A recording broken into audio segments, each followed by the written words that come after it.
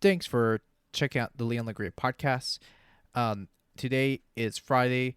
What today is? It is Friday, August 6th. Thanks for coming in and checking out on today's podcast. I do hope you enjoy episode 163.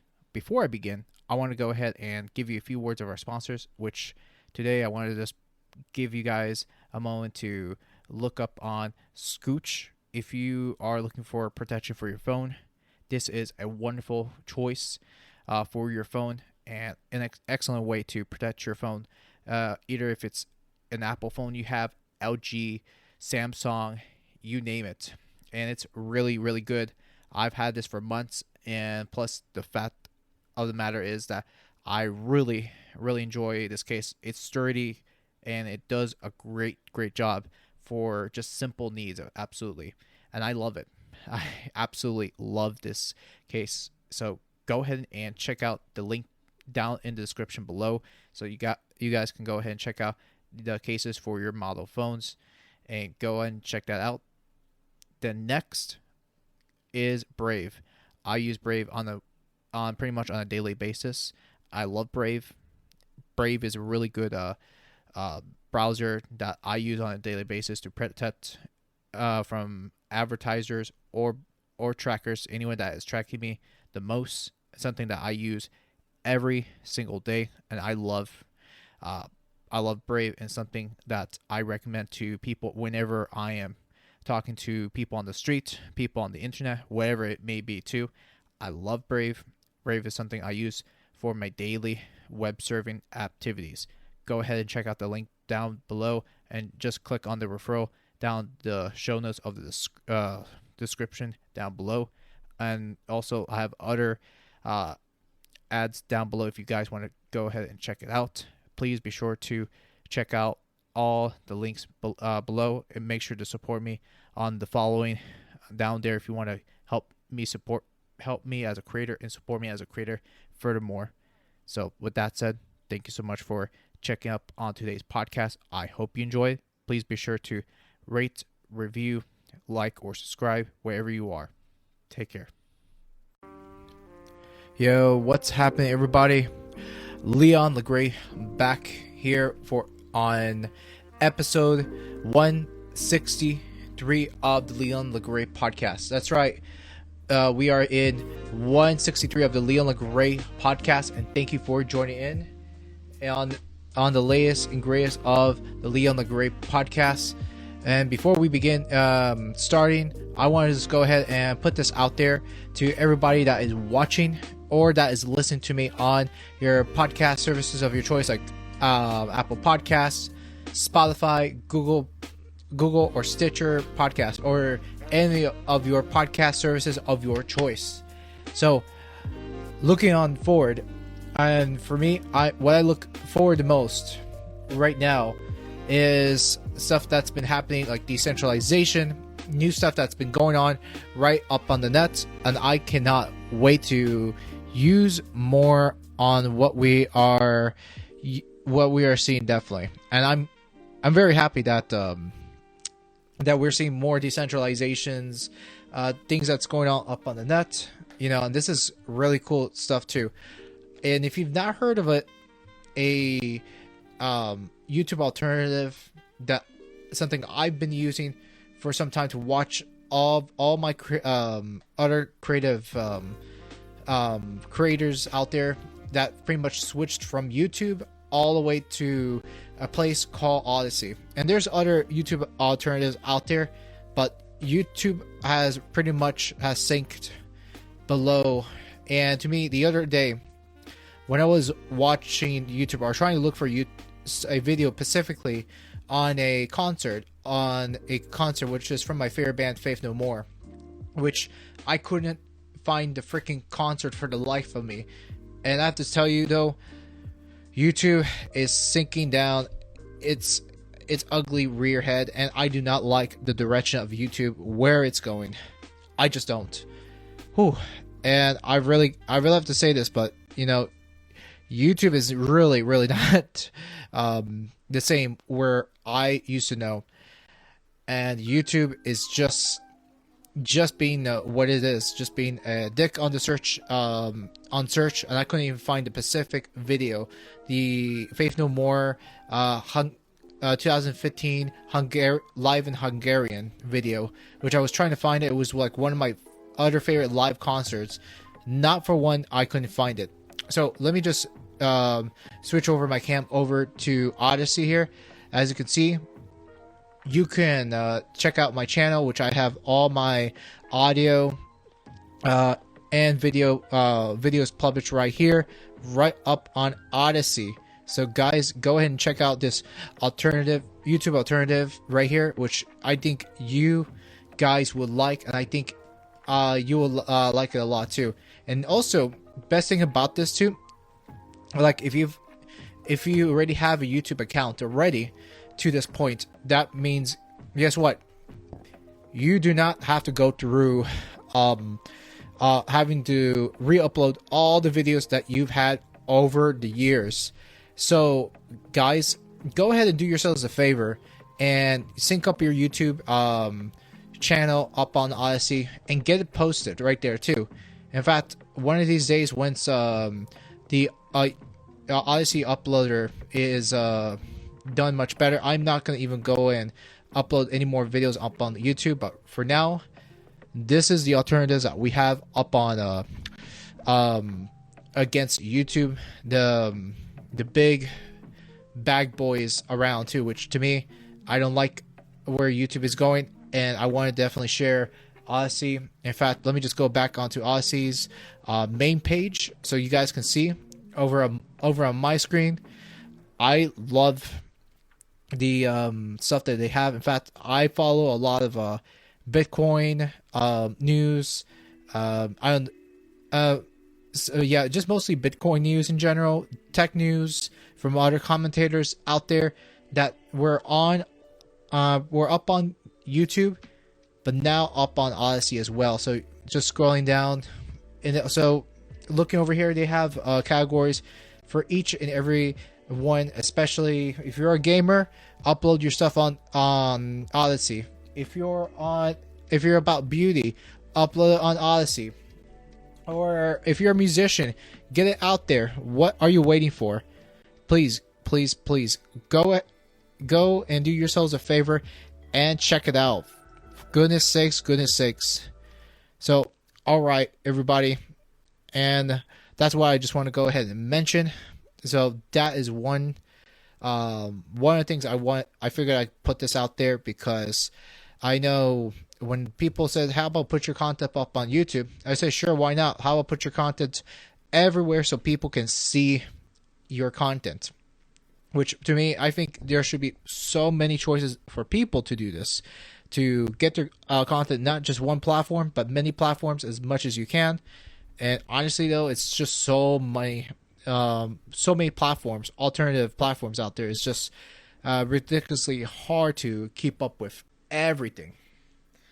Every single thing. It's just like, that's something it's hard to keep up with so much. And it's like, for me, when you're going through playing catch up, it's just like you're just catching up with the Joneses, your neighbors, or especially with news going around, especially what is happening. And to me, it's obviously where we are at in the tech world, and especially with now what's going on. The tech world has just been crazy. Digital age has been very, very crazy. What's been happening, and I've got to say though, the culture of technology is, especially, I have to say though, after getting involved with technologies, as a technologist and someone that's been going around and loving this tech space a lot, and ever since I was younger, and got myself into selling computers in a local computer store, and helping clients over the phone as a contractor, I would say that the tech space and the tech world out there is just just in very different times now, as something that we haven't seen before. And I know that things will change and evolve, and I think a lot of things, for me, a lot of things I I see right there is just going to evolve even more and more when time goes on. So, and here on today's podcast on 163 of the Leon LeGray podcast, what I will give you my current thoughts on the war on the operating systems, Big Brother, Facebook spying concerns, which that's news that's been around for about over 3 weeks, but I want to get in depth and more into it too, which something that needs to be addressed. And also, the last thing I want to talk about is privacy messengers and what I'm looking for to switch over. Let's go.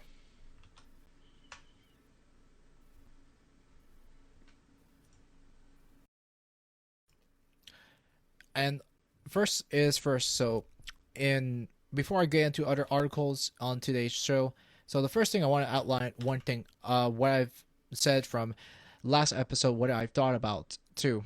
In the last podcast, I've talked about was the fact that which for everything, like I've said, like everything that's been going on with things that's happening in technology. And first of all, we've always known that there's always been majority of the time there's always been two camps. You already have Windows, and you already had the Mac camp, which is what I call the cult of Apple, right? And to me, that's something I'd say with both of them is that both are very, very similar. I think there's not really much huge of a difference if you think about it. I don't see a big difference with both of them. The fact that they're both major OSes, and one thing does one differently than the other, which I think a lot of things are they pretty much almost does similarly the same things, except one OS from Windows. If you're a big gamer or if you do office work, then that's for you.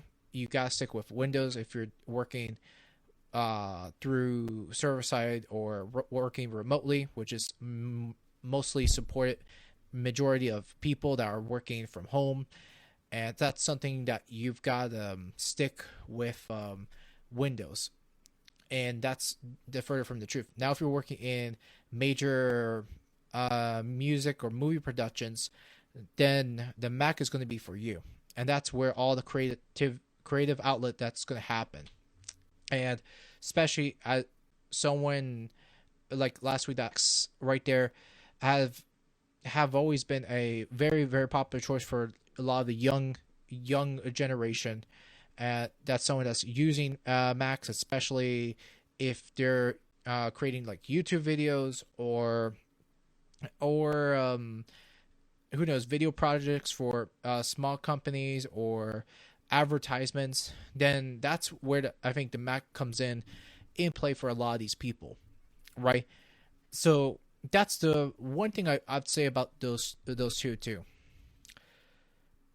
And last week I've said one thing about the Macs was, for one, I had my criticisms with Macs, and to me, Mac, especially when it comes to Apple, desktop, I think what I felt that they've missed out on was that they always forget, or they sometimes always abandon the desktop users, and it's like they push them aside and they've never continued to focus on improving the desktop world. That's all how I see that right there too. And maybe not everybody sees what I see right there too. Maybe not. I just so much actually just so much that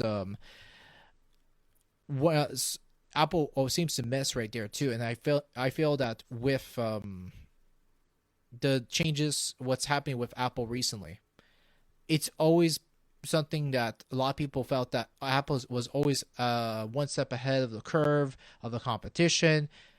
That may have been true about over a decade ago with Apple. And so here's the thing with that too.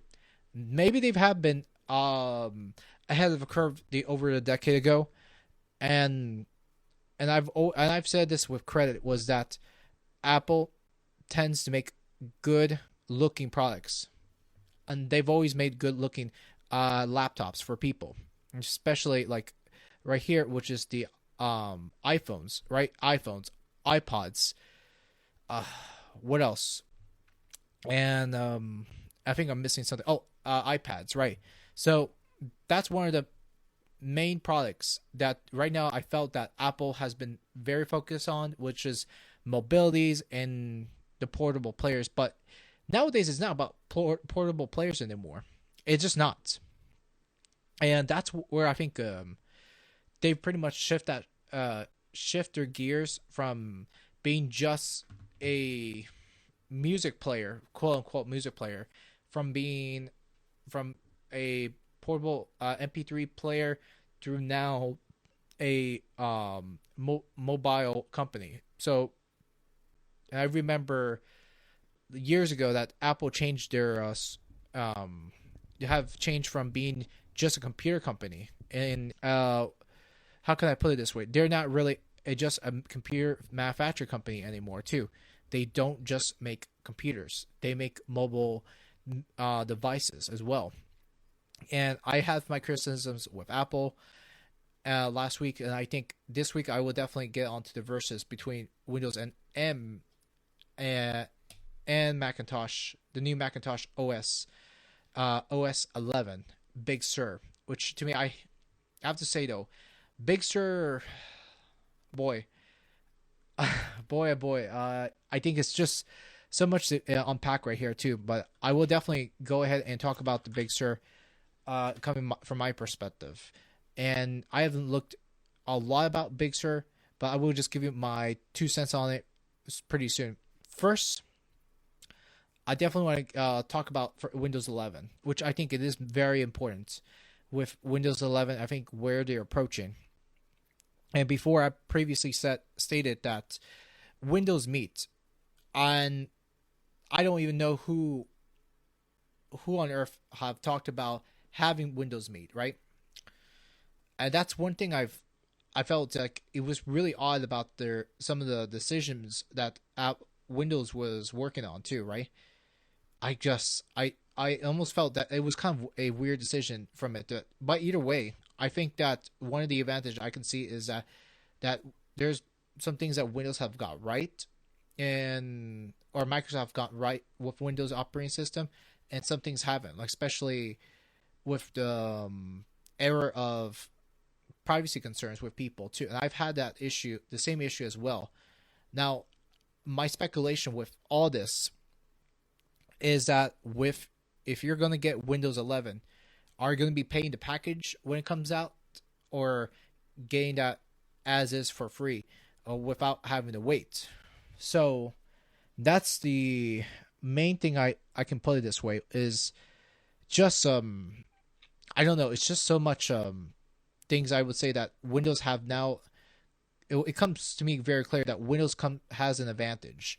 And to me, there's not a lot of negatives I can put it this way too. Before I did, and while I would say for the most part that look, operating systems, there's going to be new generations of brand new operating systems coming from both companies or all companies, and let me not miss out on Linux, which I have to say though, it's been about over 5 years since I've used Linux Ubuntu.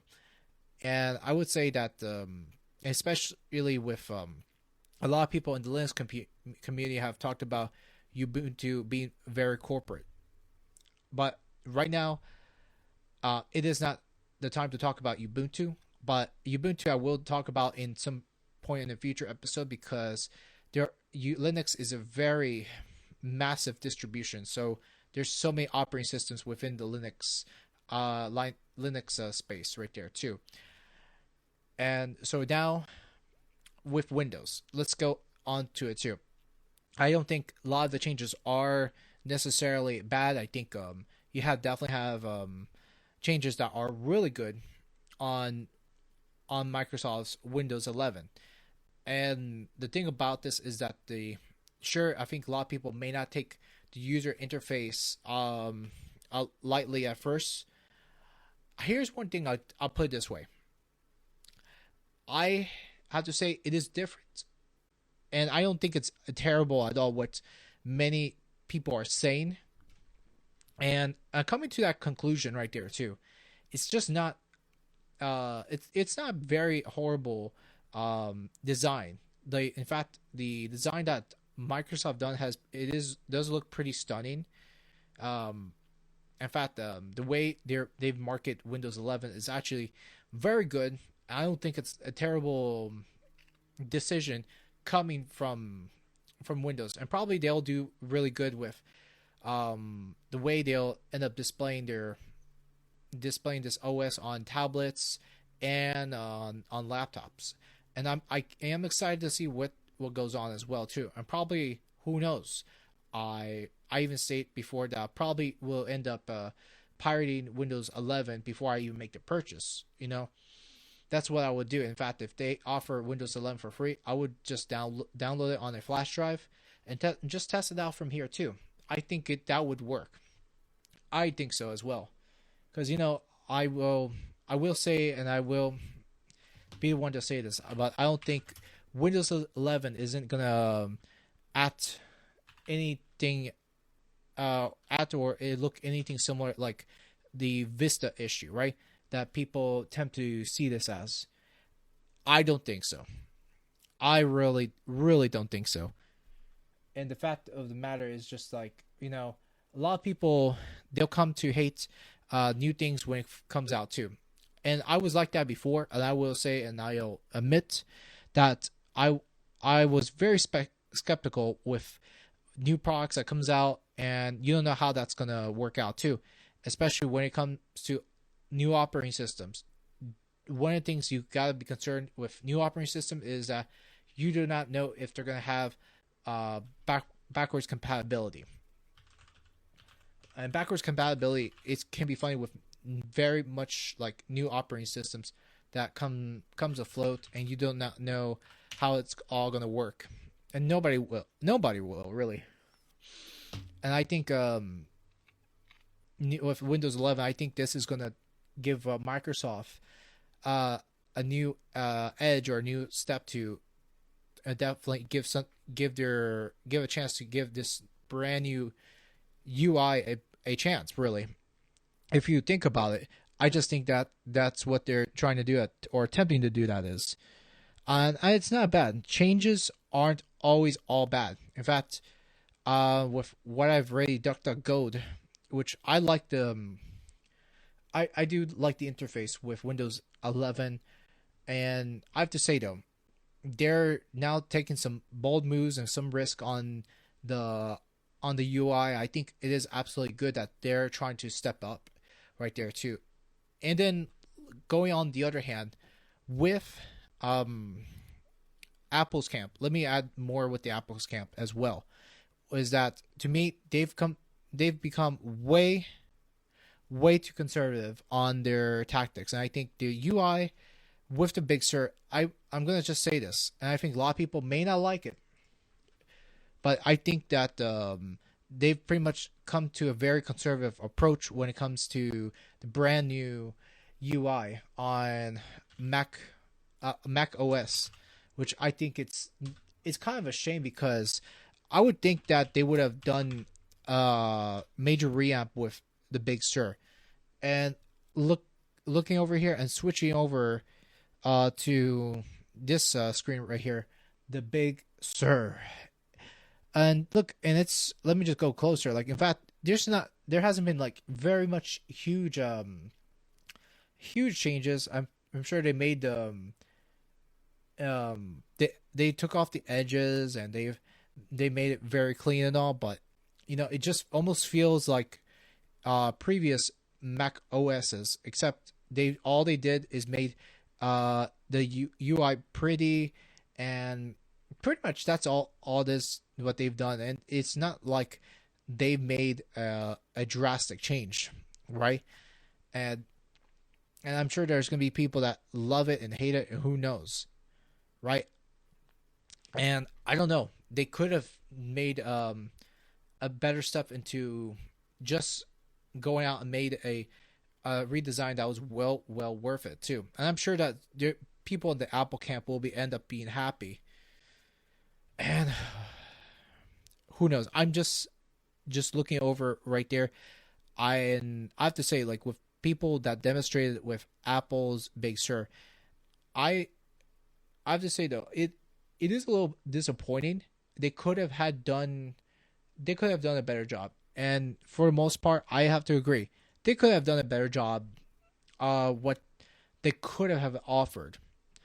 And that's one thing I felt that Apple they've and with Apple, I think it's not terrible. One I think I like I've said before was yes, I do think that if you're going to get the M1 the chipset for Apple, I think you should give it a chance and see how everyone likes it, right? And I felt that like and last episode was that they've taken the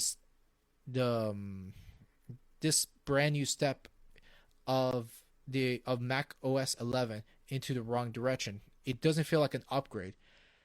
It almost feels like a downgrade. Like Apple decided to strip off eGPU support right off the spot, um, and the fact is that they've took out NVIDIA as their supports, and I believe what was the other one too. But anyways, they took off support that's going to be unnecessary. In fact, I don't know why. It's sooner or later, at least. I don't know. Intel chipset. They've took off Intel in chip support completely from Intel. And I know that Apple will give life a little bit more time for users because the truth of the matter is that nobody that's currently on using Apple's Intel based chipset computers, especially if you have anything that's mid 2012 laptops from them or over to this point. I believe if you have a laptop between 2012 and all the way through 2019, you should be fine. And which is no problem right there too. Which if you own that, perfectly fine. But I just think the move right there with M1, with M1 right here, I don't mind what they're doing. I think they're trying to. I could see why there's reasons that they stripped off Intel or took away Intel chipset is that they didn't want to pay extra. If I'm correct, is that they didn't want to have to pay Intel Intel for their chipsets. I think that all comes down to cost and money. And so the best move that they wanted to do was that if by taking off Intel off away, they figured they can have their own chips built into their own system, which I think probably may be a smart move. I just right now the M1 chipsets, I don't know how long that's gonna last. So that's one thing that's kind of for me shaking my head, and the fact is that who knows how long that's gonna be, and the cost of those laptops are very very expensive, hella expensive for these things.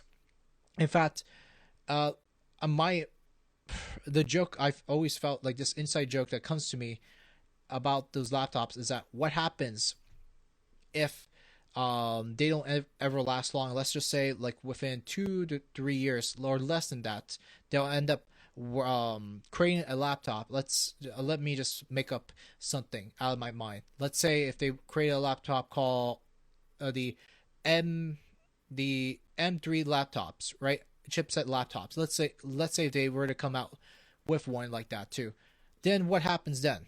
And then what's going to happen was that people that have purchased off the M1 chipsets from Apple, then they're going to have to end up switching up to the M3's chipsets, and then the next after the next, which I almost felt that'll be quite weird if they were to make a strange move on that too. You know, I just don't get I really just don't get the Apple marketing behind all this too. And also, Also, that let me add one thing I would like to add right here too into my thoughts on the war of the OSs is that I don't know even know who asked for Apple Arcade, and and I'm sure there are people out there that are happy and excited to spend money on microtransactions over to Apple. Sure, go ahead, do what you like, right? If you are into paying up on microtransactions, I just didn't like Apple Arcade. And maybe just my opinion. Don't don't get mad. But either way, I just think that um, Apple Arcade is just lacking in games right now. And I just don't care about the whole ecosystem or the Apple Arcade. In fact, in my opinion, I think Apple should have more gaming support. Like onto their systems. However, I almost felt that that pretty much is a lost cause right there because I I felt that they've really purposely cut off gaming all in in some directions they have. For instance, they haven't cut off gaming on other games, especially like for adventure games. If you're into adventures, great. It's going to still support on Mac OS. If you're into RPGs, wonderful too, and so on and so forth. And now here's the thing. I'll end up pointing out, and before putting the close right here too. When it comes to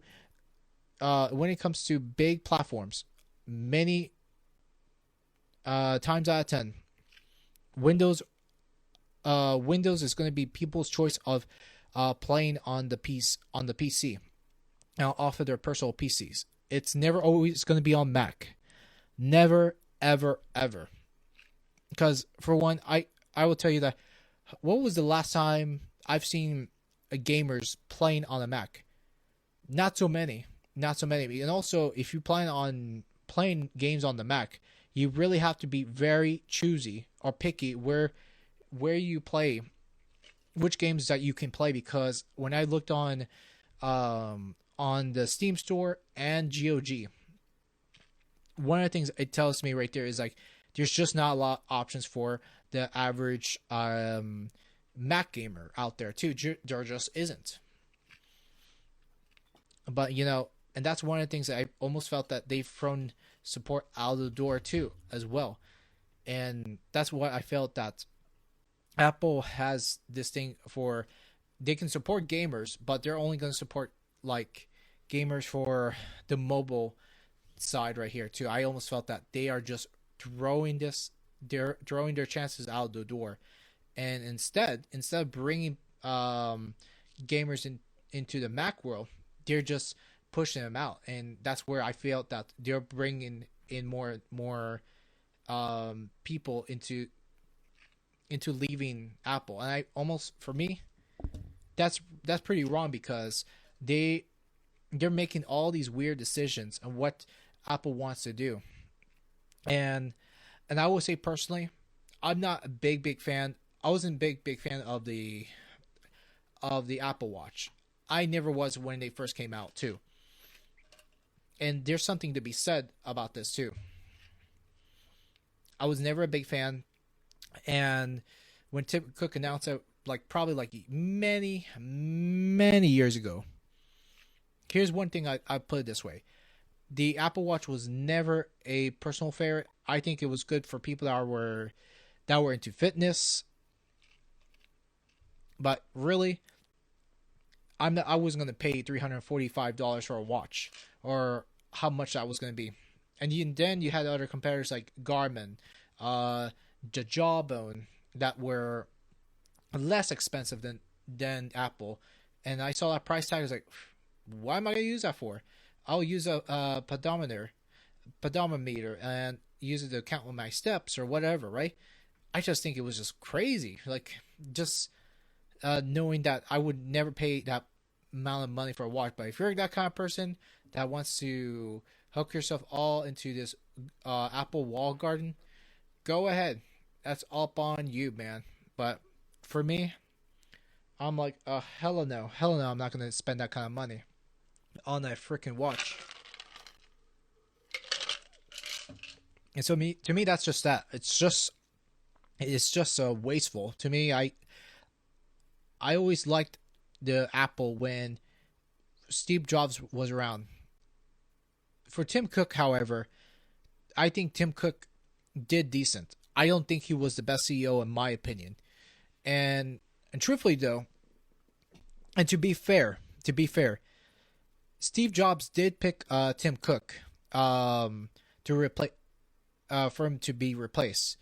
And even Steve Jobs thought that Tim Cook would be the right fit for CEO, which I will give Steve Jobs credit. At least I would say that for Tim, I think he did try, but he didn't left such a big impression. When it came to it too, because he wasn't like the whole face of Apple. And to me, I will say with Tim Cook is that he did he did try at least, and I don't think he wasn't the best CEO too. And I think when it comes down to one thing with Tim Cook, I think he did try to fight off, um, uh, have not the governments touch off their iPhones, or I believe it was a few years ago before the 2016 election. It was that I believe that Tim Cook uh,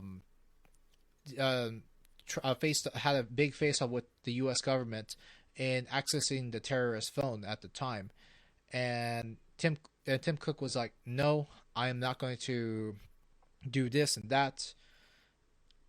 And uh, however, I think the keys has been revealed that now you pretty much gave access the government access to iPhones, and now they have pretty much have the power to access anyone's phone at this point too. And the thing about it right there is that Tim Cook is not a very strong CEO, and to me, he he was not like I said, not very strong. I just don't think he had the character like Steve Jobs did. It's just me. I could be wrong. Either way, you guys you guys can call me wrong on it too. And personally though, I'm not a big fan of the what do you call it, the big sir, whatever. But either way, I just think it is very early, and the Big Sur is just they're still having tons and tons of problems with this operating system too, with the start of with the way things Big Sur is going. And even there's been people that try to edit videos and movies that said, "Hey, I'm having this problem with editing movies or exporting videos and stuff like that too," which is a big mess of its own. And so that right there, it just tells me right there is like, well, Windows has a good advantage though, even though I don't think Windows is perfect, but I think people, well, the people that used Apple are are gonna end up switching over to Windows because at this point Windows have such a greater advantage now, big advantage than they had than was pretty much 5 7 years ago, right? It's and Windows Microsoft have changed for the better. Uh, I would at least say too, because I remember over a decade ago, the very first I would say my very first laptop that was purchased for me, which by the way, a parent purchased this for me, and that was an Acer laptop. That was back in 2006 2007. So that was a very long time ago. That was me back in my teenage years when I pretty much owned a laptop. That was my first laptop, and I remember laptops back then. They weren't really designed. They weren't the best designing looking laptops, and I remember that the power port just it had this uh it had a big damage on the side, and I remember plugging it one night, and it just wouldn't it would not fit, or the power got loose and it just wouldn't charge. For some reason, the power input just it wouldn't accept the charge, which is so weird. I was just scratching my head and I was just like, what? But either way, I I remember early days of the Windows um, pre-installed laptops. I remember back then they weren't really built well, and now moving forward, like I would say about 10 over 10 years later, guess what? I love the designs on the laptops now. I think that they're doing really well, and to me, I don't think there's no excuse into switching into a laptop um, pre-installed with Windows, and I think it is going to be a good time more than ever to do so too. I think as well too. So if you guys are looking to switching, I don't think it's a bad idea or nor a bad investment. In fact, laptops are being sold on Amazon, Newegg, um, everywhere else right now too. So right now, guys, I think it's a good time to be invested up on a good laptop. And plus, the laptop costs like I would say about uh, between $400 to $700, which isn't a bad deal at all too, to get yourself a laptop at first. Because I think laptops in general have gone much better than over a decade ago. And at least with laptops, if you're traveling, like the Ultrabook for instance, the Ultrabooks are very slim, and it's not terrible. It's not even a terrible investment at all to get yourself a nice Ultrabook that's pretty much less than what it was about over 5 years ago, and you could get a good Ultrabook from with Windows installed. And go look up Lenovo, look up Asus, look up MSI. They have tons of good laptops. I don't know about MSI. Their laptops are always overpriced, so I would be careful of getting an MSI as well. So just be very careful with that too. So, anyways, just saying too. But if you like it, go ahead and check out the good prices over on Newegg too, because Newegg, um, they've always have good prices out there all the time. So that said, that's my two cents on it too, on Windows and Mac and the war of the OSes. So guys, go ahead and check that out too. And if you want to find good prices, in fact, Labor Day is coming around the corner. I believe it'll be a good time for anybody to check up on good prices on laptops if you're looking for one. Hello, guys. If you enjoyed this episode, please be sure to like, rate, or subscribe into your favorite podcast services of your choice. Now we're going to get into my second story, is the story of Fox News reporter clashes with Jen Psaki over Big Brother's Facebook spying concerns. So this was a big story since last month, back in mid July, right? And this is where I think where all comes down to spying concerns, privacy rights, and what's going on here in U.S. soil, where I'm at this point. This is very concerning. In fact, if you've not heard about this story, where I'm going to end up switching over, this was a very big news. In fact, a lot of commentators talked about it. Political commentators have talked about this too. I think this is something I got late into the bandwagon due to many reasons why. As some of you know why I had to, but this is one thing I have to say, that this is a concern. This should concern a lot of people, especially for tech concierge and tech gurus and guys like me that are looking at this. This is a very big precedent right there too. So I'm gonna go ahead and play this clip for you. And in fact, I looked at this clip before.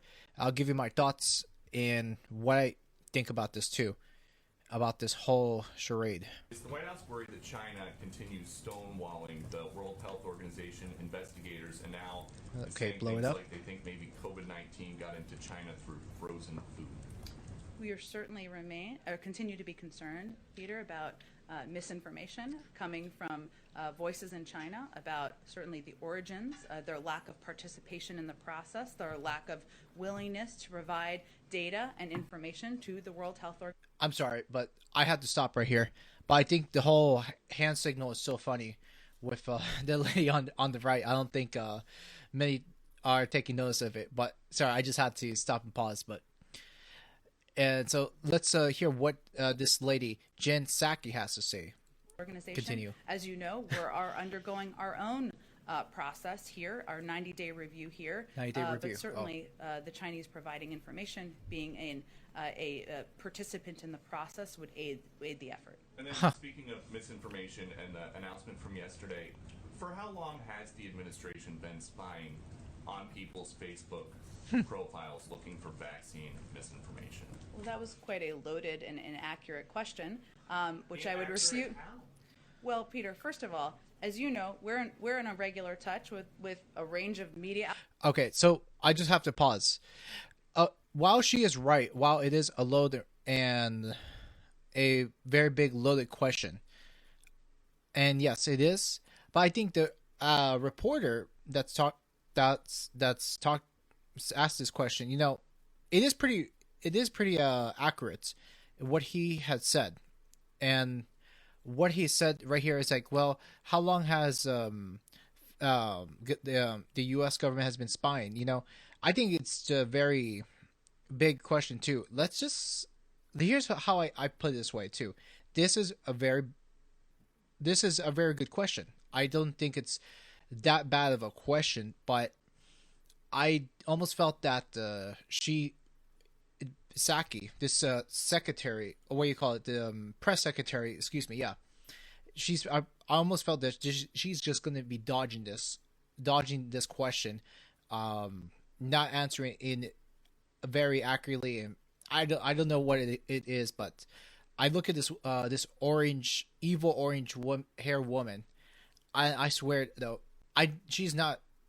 she is something else, this lady. And the best part of it is that she's a very much of a big living meme on the internet.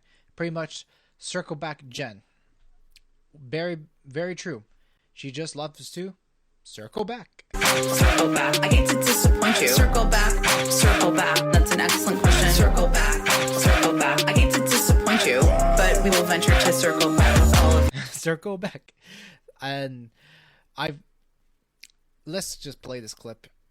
outlets as let me finish. As we are in regular touch with social media platforms, this is publicly open information, people sharing information online, just as you are all reporting information on your news stations. But okay, so these 12 people who you have on a list, 12 individuals, do they know that somebody at the Surgeon General's office is going through their profile? I'm happy to get you the citation of where that comes from. There's no secret list. I will tell you that these are people who are sharing information on public platforms on Facebook, information that is traveling, is inaccurate. Our biggest concern here, and I frankly think it should be your biggest concern, is the number of people who are dying around the country because they're getting misinformation that is leading them to not take a vaccine. Okay, let's put a stop to that too. We'll continue on that clip, but this is where I think this is the part she's dodged. And this is what bothered me the most when I actually watched this weeks ago. And oh god, I really wished I watched this sooner. But so what this reporter, and I'm sure that this he's probably a really good reporter, not bad too. I'm sure he's done a lot of research himself, before he's shot off any questions to any of the press of the secretary right here too. I think he's asked a really good question about the 12 reporters. So with her, she's not even directly answering who are the 12 people that are spreading misinformation about COVID-19, right? And that doesn't, and she, I felt this is the part that she just went ahead and slide her way out and not even directly asking him who are these people. While I don't know if this is all classified, which it just shouldn't be. I'm sure this is public information that anybody can look up. Again, I don't know what it is with Jen Psaki. It's something, it rubs me the wrong way with this orange lady. But it felt that, uh that's what bothered me when I watched her about over 3 weeks ago about her. Is like, what is with this press secretary not directly answering this reporter, who are those 12 people right there that's spreading very dangerous misinformation. And right here, I think at towards the end, it reveals that what Facebook and the U.S. government is doing. So I would love to continue on from here too. So let's move forward. Young people, old people, kids, children. This is all being, a lot of them are being impacted by misinformation. The big concern, though, I think, for a lot of people on Facebook is that now this is Big Brother watching you. They're more concerned about that than people dying across the country because of a pandemic where misinformation is traveling on social media platforms. That feels unlikely to me. If you have the data to back that up, I'm happy to discuss. What the hell? That feels very unlikely. And then look at this smug of the secretary, and she said that you're worried about Big Brother while we're controlling, and this is where I think this bothers me right here. When I watched this the very first time, and when she says that this is not, you are worried about Big Brother while our biggest concern is about the spread of misinformation about COVID. Look, say what you want about COVID, and look, if you've seen the reports on COVID, and I've checked on it as well. But if you look at Texas, Florida, Mississippi, those cases have not spiked of early of 2021. And I will put it this way, is that the cases and the death tolls aren't even going high. What the news are even reporting about this too. And then here she is, and look at how angry this woman is. I have to say though, she is just pissed the fact that that she's more worried about the misinformation of what's going on Facebook and social media platforms, which I'm thinking, look, this is one thing I don't like about big government, but when it comes to monitoring things on the internet, I just don't like how this is going further into privacy issues. And look, and this is why as you can see, why she rubs me the wrong way too. She's not directly answering the reporters. One, who are the 12 people, and she's worried about that, the misinformation that's going around in social media, which is like, come on now, really? Discuss it. About things that are on Facebook. I looked this morning. There are videos of Dr. Fauci from 2020 before anybody had a vaccine, and he is out there saying there's no reason to be walking around with a mask. So he's absolutely right. There's been an interview about this since last year, and it says that there's no reason to walk around with a mask. He's absolutely right, and this reporter is actually speaking, doing his job really well too. In fact, look, I will say that I don't kiss any reporter's ass on this too. I don't think a lot of the news sources in today's world have done a deliberately good job, but he has it spot on, 100%. Oops, excuse me about the mic. But I bumped my finger into the mic. But either way, look, whatever you say, look, I would say at this point, this guy has actually done his own homework. Looking at it right here too, because I don't think he's wrong. The cases have not even spiked up too. I do think that with the whole COVID thing, or the coronavirus pandemic, that's pretty much been overblown really hard. To continue on, is the administration going to contact Facebook and ask them to take that down? Well, first, I think what Dr. Fauci has said himself, who's been quite public out there, is that science evolves, information evolves, and we make that available in a public way to the American people. Exactly. I have never seen any data to suggest that that the vaccines cause infertility. That is information that is irresponsibly traveling. Okay, Just one more. Sorry, excuse me. Just one more. Okay, about the science, about the science evolving. Facebook used to used to block people from posting that COVID may have originated for a lab. That is something this president now admits is a possibility. So, is there any concern that things you're trying to block or have taken down might someday turn out to be? We don't take anything down. We don't block anything. Facebook and any private sector company makes decisions about what information should be on their platform. Our point is that there is information that is leading to people not taking the vaccine, and people are dying as a result. And we have a Bullshit. Okay, bullshit meter.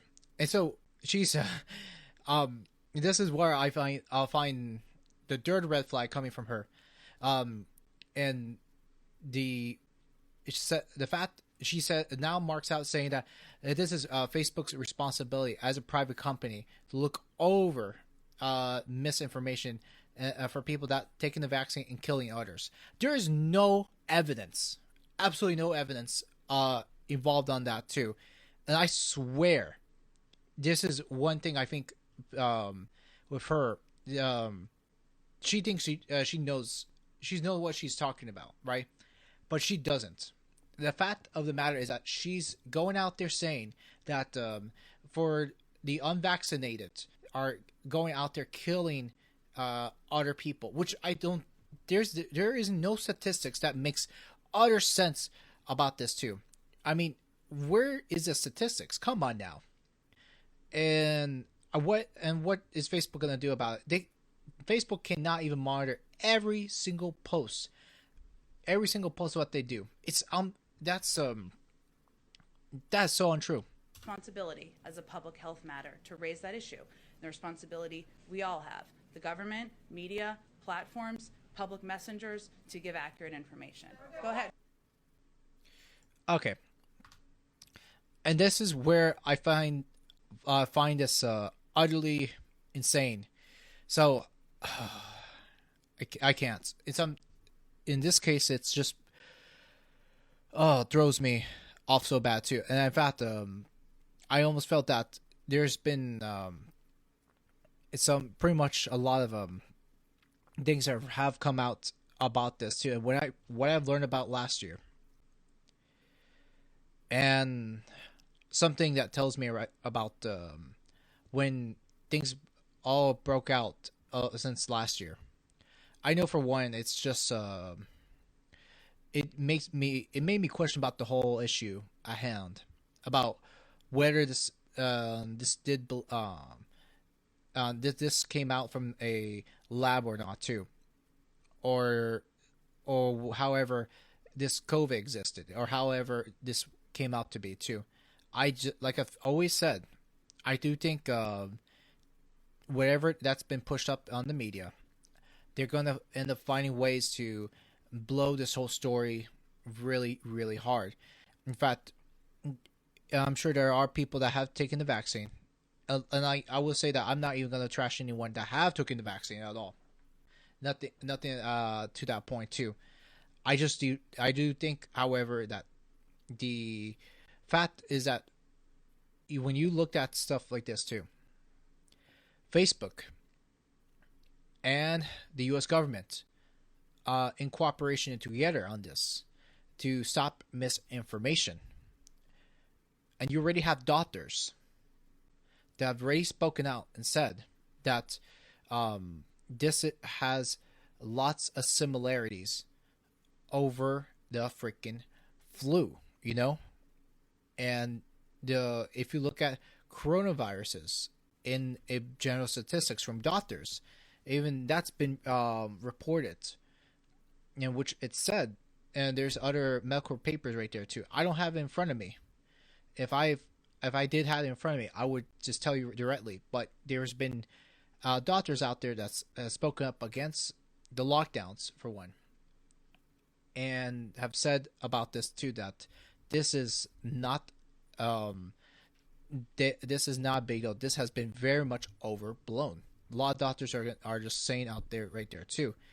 And I've said this in a past episode is, for one, they're gonna end up looking into putting vaccine passports on this right there too.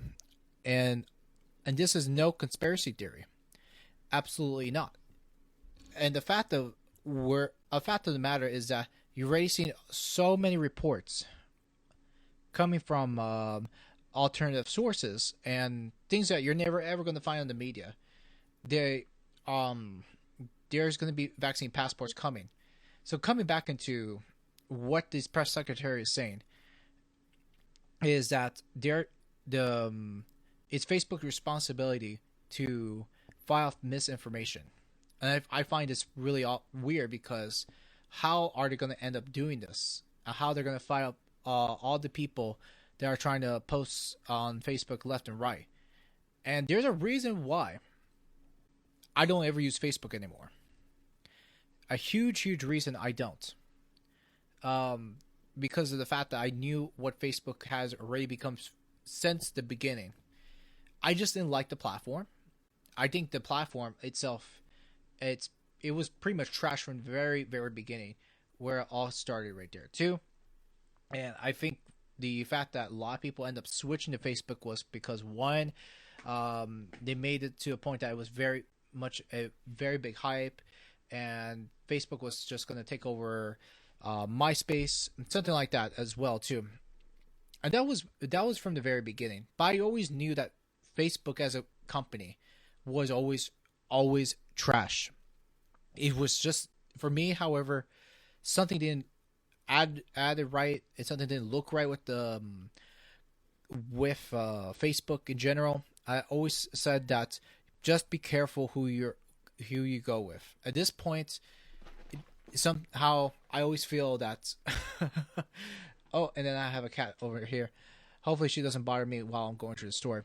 So having to close this over right here too.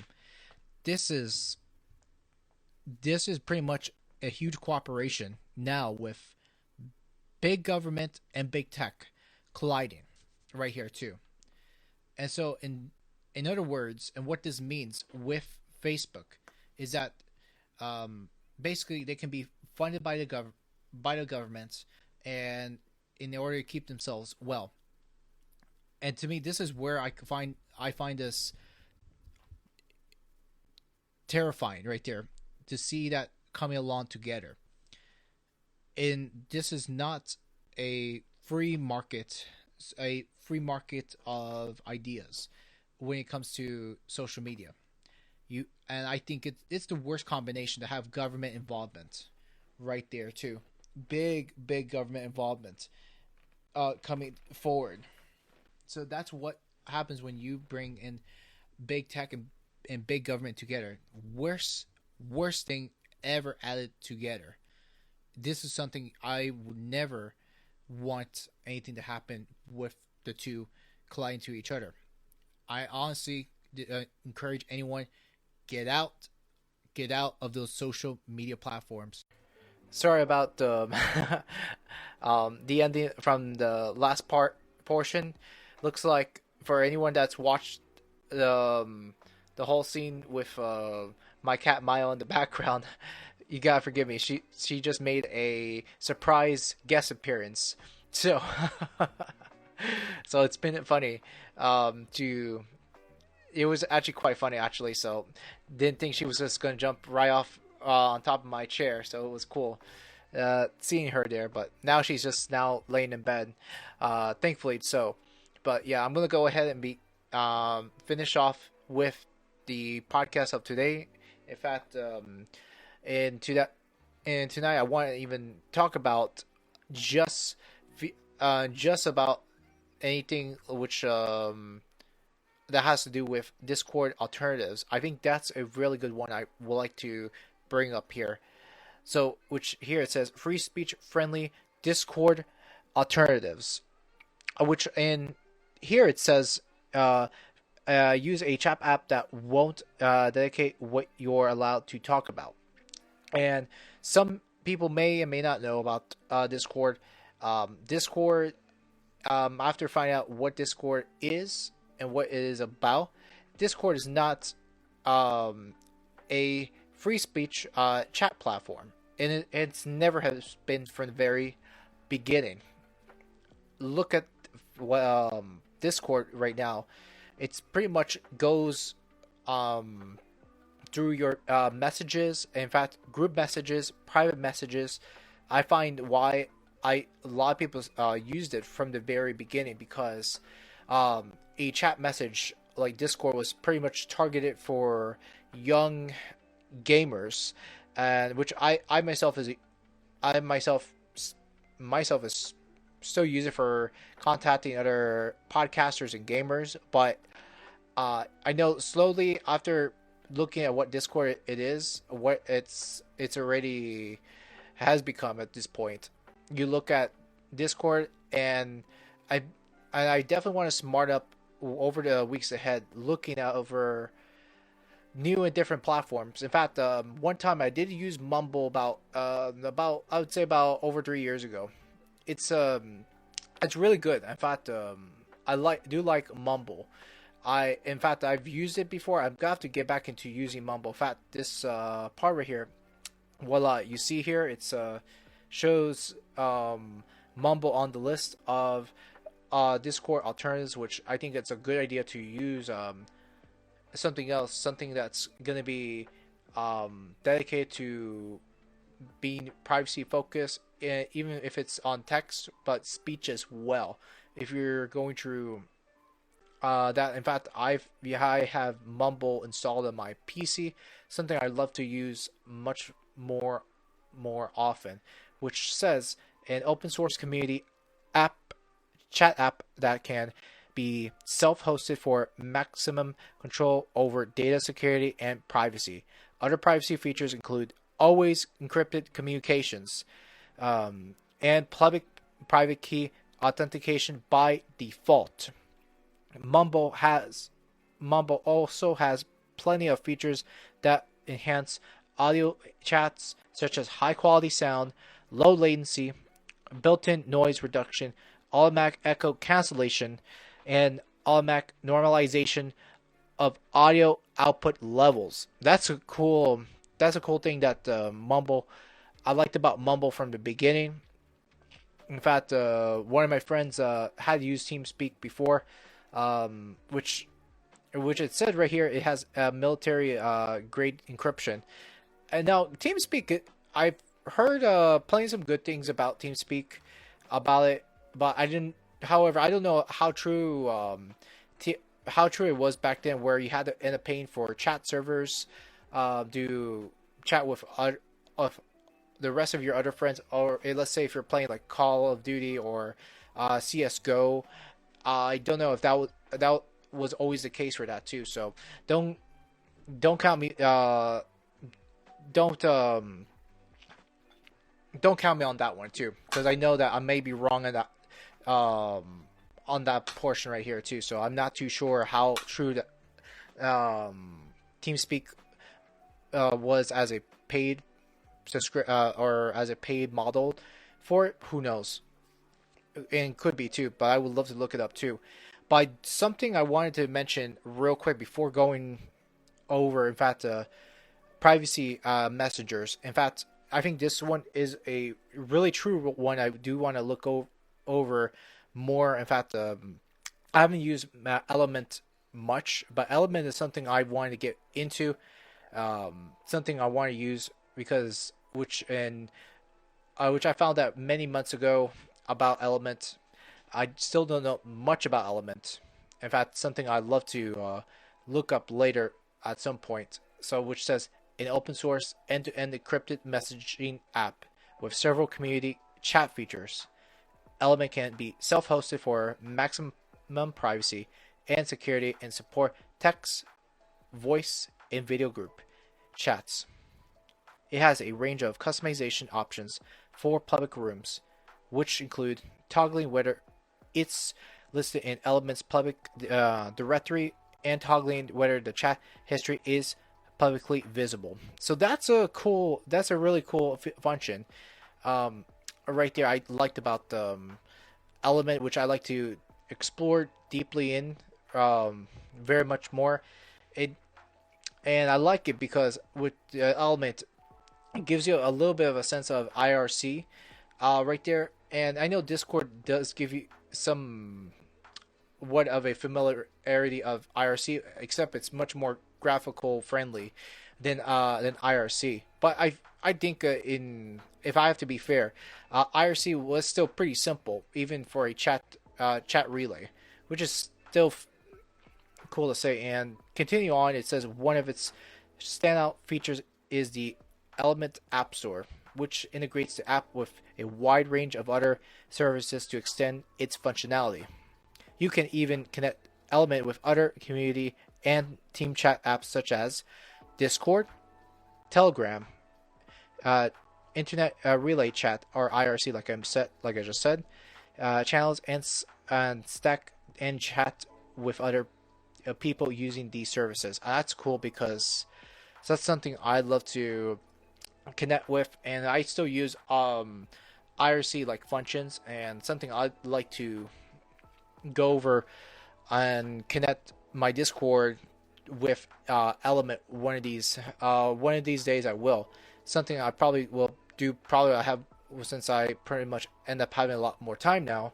Something I like to go over and just pretty much look into connecting Element along with Discord. Anyways, what is your take too? So besides going through the article from Reclaim the Net, I something I've like to hear from everybody. What is your take with messengers? Would you use it? I'd like to know if you know any other privacy messengers that you use on a day-to-day basis. For me, currently now, I am using Signal to talk with friends and family. At this very moment, I think Signal is very private. However, I for some time I've heard stories about how there's been leaks, data leaks coming up from Signal with an exploit, but which I'm still very wary about that too. I will still keep Signal for some time, but I don't know. I'm gonna end up just throwing Signal right off my radar because for a long time it has been my to-go chat feed messenger or encrypted messenger ever since 2015. So I will not pass it out just like that because I will still keep it. I'll still use it. You know, that's something I will end up using for forever, forever until there's something out there. In fact, I am looking to sessions, and probably sessions may not be perfect on its own because it's not heard widely heard at all. So something to look into it as well. Who knows? That's something I can probably pitch that out to my friends if they're gonna switch in. But anyways, guys, it's been fun talking about these stories and coming up again on episode 163 of the Leon LeGray podcast, your source of tech and everything else going out there too. So guys, thank you so much for coming in. As always, be sure to rate, comment, and subscribe, and make sure to put down a review on iTunes, Google, Stitcher, wherever you listen to me on. I'd love to hear your thoughts and your takes as always. So that said, everyone, take care. Have a good night.